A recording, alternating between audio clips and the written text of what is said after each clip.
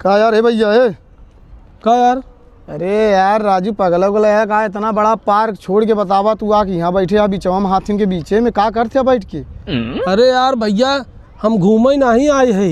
अच्छा यहाँ ड्यूटी करा लगा वॉचमैनिंग के तब का मर्दवा ये मर्दवा में का रखा वाला तू यह हाथियन के रखाई था और के रखाऊ भाई यहाँ देखा था 200 हाथी हैं। हाथी रखा वाला तब का आदमी गांव देश में देखता ना गाय बछड़ा चट खियावे जिया वैसे फट जाता है। यहाँ हम 200 हाथी संभारे है। का करला भैया इनके यह मर्दवा जे आवत है यार घूमे टहरे ना हाँ उन्हा का रखवाली करे एक बार रच्चा उंगली करही ना तेना सुड़वा डाल कुलट देथीन। अरे बाप रे बाप हाँ तो भैया बढ़िया में रखवाली करते यार तनी कोयर पानी डाल दिया करा यार। हाँ यार भैया कोई पानी सबरवा दे है अब है घाम तेज हो तो ले चलते मड़ाही बांध कुल। अच्छा अच्छा तो अच्छा मतलब यह हटाव वाला जो हथिया लग जाला है देखा 2 मिले फिर जाता तनी मिना कर ए भैया हर दिन यार उन्हें मर क्या ही है यार हथिये।